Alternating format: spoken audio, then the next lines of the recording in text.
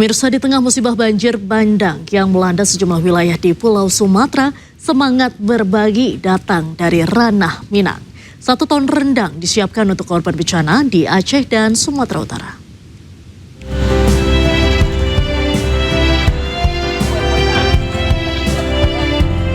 Di tengah musibah banjir bandang yang melanda sejumlah wilayah di Pulau Sumatera, semangat berbagi datang dari ranah Minang. Meski Sumatera Barat juga mengalami banjir bandang, masyarakatnya tetap menunjukkan solidaritas. Pondok Pesantren Diniyah Putri, Padang Panjang, Sumatera Barat, mengirimkan 1 ton rendang untuk para korban banjir bandang di Aceh dan Sumatera Utara. Menariknya, rendang yang akan dikirim ini dimasak menggunakan resep asli peninggalan Rahma El Yunusiah, resep yang telah dijaga dan dilestarikan selama 4 generasi. Insya Allah ini kita akan distribusikan ke Sumatera Utara dan untuk daerah Aceh. Ya, dulu Bunda Rahma Indonesia salah seorang yang menggancang dunia tentara rakyat dan akhirnya menjadi tentara TNI kita. Ya. Nah, pada saat itu, pada mulai dari tahun 1940 sampai kemudian 1947, Diniyah Putri menjadi logistik untuk perjuangan para tentara kita. Dan rendang resepnya Rahma Indonesia itu sudah disiapkan untuk para pasukan-pasukan yang berjuang dalam kemerdekaan. Ini dirancang, dimasak, dan diantarkan kepada para pejuang kita di dalam hutan. Jadi panjang sejarah rendang, resep rendang. Iya, dan sekarang resep ini kita berbagi kepada saudara kita. Puluhan santri Diniyah Putri bersama para guru terjun langsung memasak berjam-jam dengan api yang terus menyala hingga rendang masak sempurna. Proses memasak 1 ton rendang ditargetkan selesai dalam waktu 2 hari. Diketahui Rahma El Yunusiah yang baru dianugerahi gelar pahlawan nasional pada era Presiden Prabowo Subianto, semasa hidupnya dikenal sebagai sosok ulama perempuan sekaligus ahli memasak. Dari Padang Panjang, Sumatera Barat, Agung Sulistyo, iNews melaporkan. Dan untuk mengetahui informasi selengkapnya kami telah terhubung dengan jurnalis iNews Agung Sulistyo di Padang Panjang, Sumatera Barat. Selamat sore Agung, silakan laporan Anda. Baik, Leandra, selamat sore. Pemirsa, saat ini saya berada di perguruan Diniyah Putri Padang Panjang. Dan seperti terlihat di belakang saya ini, banyak para santri ini sedang membantu untuk proses pengemasan atau pengempakan rendang yang akan dikirim ke Sumatera Utara dan Aceh, yang ditargetkan besok akan diantarkan. Dan saat ini saya bersama dengan Ibu Fauzia, atau yang lebih akrab dengan dipanggil Ibu Zizi. Selamat malam Ibu Zizi. Selamat malam Pak Agung. Ya, Bu Zizi bisa cerita sedikit Bu, ini inisiasinya bagaimana kok bisa timbul ide membuat masak rendang 1 ton untuk korban bencana ini? Ya, jadi tanda cinta 1 ton rendang kepada saudara kita di Aceh dan Sumatera Utara merupakan suatu kegiatan rasa kemanusiaan yang diberikan oleh masyarakat kita sebagai warga Minang dengan rendangnya.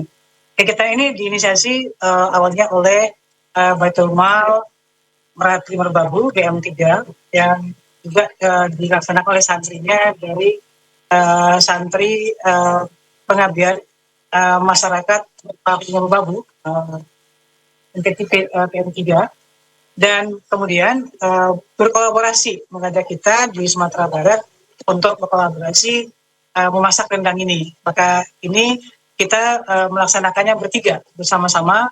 Yang pertama Diniyah Putri Padang Panjang, kemudian pesantren Hamka yang di Hijau, yang kedua pesantren MTI Candhuang. Ini semuanya kita kemas lebih dari 1 ton sebetulnya yang kita siapkan untuk insya Allah kita minta Allah izinkan kita berangkatkan besok. Ini tahap persiapan. Maka bagaimana kita melaksanakan kegiatan 1 ton rendang ini sebagai tanda cinta, ini tidak hanya memberikan kegiatan untuk menghasilkan satu pangan bagi terdampak bencana, tetapi juga bahan baku, membeli sapi-sapi dari sapi lokal yang di lokasi terkena bencana, yang kemudian kita gunakan juga menggerakkan kembali potensi masyarakat yang ada di sana yang terdapat bencana di daerah Minangkabau. Dari sinilah kita bergerak, lalu sapi-sapi ini kita olah untuk menjadi rendang. Nah, tentunya ini tidak akan terlaksana kalau kita tidak bahu-membahu membentuk jaringan dari pesantren mulai dari Jakarta, DM3 sampai ke Ranah Minang di Sumatera Barat. Ini resep asli Ibu Rahma Indonesia, Ibu? Iya, jadi resep yang kita masak rendang ini khas dari resep Bunda Rahma Indonesia. Jadi ini sudah turun-temurun dan insya Allah rendang ini akan memberikan kebahagiaan untuk bangsa kita.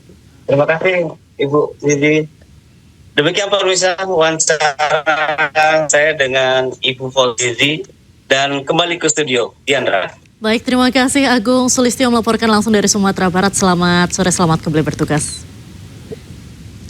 Pemirsa, masyarakat Kecamatan Batang Toru, Kabupaten Tapanuli Selatan, Sumatera Utara memanfaatkan gelondongan kayu yang terbawa arus saat banjir bandang melanda 3 desa di kawasan tersebut. Gelondongan kayu ini diolah menjadi papan dan nantinya akan dipergunakan untuk perbaikan rumah warga.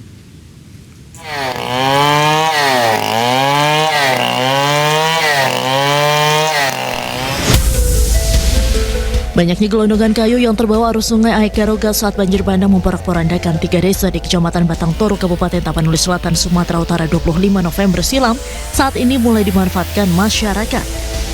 Batang kayu dari berbagai jenis ini terlebih dahulu dipilih sebelum akhirnya diolah.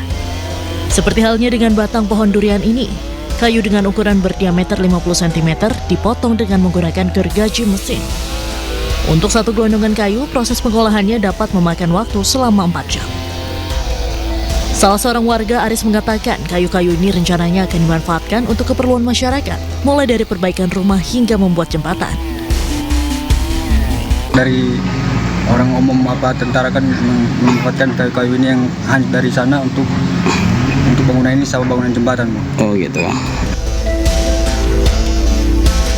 Kayu yang telah diolah menjadi papan ini rencananya akan digunakan masyarakat 3 desa, yakni Desa Garoga, Desa Huta-Godang, dan Desa Aeknado untuk mendirikan permukiman warga. Dari Tapanuli Selatan, Sumatera Utara, Indra Mulya Siagian, iNews melaporkan. Pemirsa, Kepala Desa Aekaroga Kabupaten Tapanuli Selatan, Sumatera Utara tetap tegar melayani hak masyarakat yang menjadi korban banjir bandang meski anak laki-lakinya belum ditemukan. Seluruh rumah dan harta benda masyarakat di Aekaroga tidak tersisa usai luluh lantak diterjang banjir bandang. Seperti inilah pemandangan indah via udara Desa Aekaroga, Kabupaten Tapanuli Selatan, Sumatera Utara sebelum disapu banjir bandang. Pada tahun 2022 dan 2023, desa ini pernah mendapat peringkat kedua desa dengan lingkungan bersih dan sehat seprovinsi Sumatera Utara.